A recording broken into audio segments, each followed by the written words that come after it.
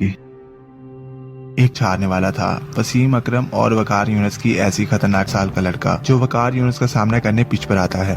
Peak पर हमने कहा कितना टैलेंट टेस्ट करता है बैट्समैन को, क्या इसमें टेक्निक है, इसके पास दिल गुर्दा है।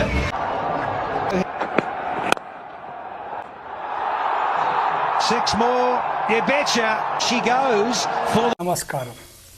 అది 1989 పాకిస్తాన్లోని పేషావర్ గ్రౌండ్లో ఒక 16 సంవత్సరాల యువకుడు బ్యాట్ ఊపుకుంటా వస్తున్నాడు.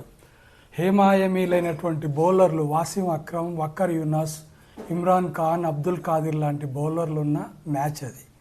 ఒక 16 ఏళ్ళ కుర్రాడు వస్తుంటే అందరూ ఈ కుర్రాడు ఏం ఆడతాడులే, 2 బంతులు ఆడి వెళ్ళిపోతాడని అనుకున్నారంట. వాసిం అక్రమ్ ఒక ఇంటర్వ్యూలో చెప్పాడు. వక్కర్ యూనస్ వేసిన బౌన్సర్కు ఫేస్కి అప్పుడు హెల్మెట్ ఉంది కానీ ఫేస్కు మాస్క్ లేదు. సో డైరెక్ట్ బాల్ తగిలి బాగా దెబ్బ తగిలింది, బ్లీడింగ్ అవుతుంది. అందరూ ఇంకొద్దులే వెళ్ళిపో, నువ్వు అసలు ఇంత దెబ్బ తగిలింది ఆడలేవని అందరు చెప్తున్నా కూడా ఆ కుర్రాడు నేను ఆడతానని ఆడి ఆ మ్యాచ్ను డ్రా చేశాడు. ఆ అబ్బాయే సచిన్ తెందూల్కర్. ఆ రోజు అందరూ నోరెళ్ళ పెట్టి చూశారు. అందులో అబ్దుల్ ఖాదిర్ అంటే భయంకరమైన గుగ్లీ వేసేవాడు, వరల్డ్లోనే నెంబర్ 1 గుగ్లీ వేసే బౌలర్ అతను సచిన్ తెందూల్కర్తో అన్నాడంట, నా బాల్లో 6 కొట్టు, నిన్ను ప్రపంచం అంతా గుర్తుపెట్టుకుంటుందని చెప్పాడంట. అతను ఎగతాళిగా చెప్పాడు. యాక్చువల్గా ఇప్పుడు కుర్రాడు ఏంది, 16 ఏళ్ళ కుర్రాడు నా బౌలింగ్లో 6 కొట్టడం ఏందని చెప్పాడు. కానీ సచిన్ అది అలా ఆలోచించలేదు.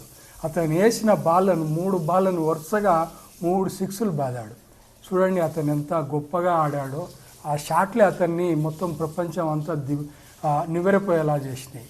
సో కట్ చేస్తే 36 సంవత్సరాల తర్వాత వైభవ్ సూర్యవంశీ అనే బిహారీ కుర్రాడు, 14 సంవత్సరాల కుర్రాడు అద్భుతంగా 35 బంతుల్లోనే ఐపీఎల్లో సెంచరీ చేసి మొత్తం ప్రపంచం దృష్టిని ఆకర్షించాడు.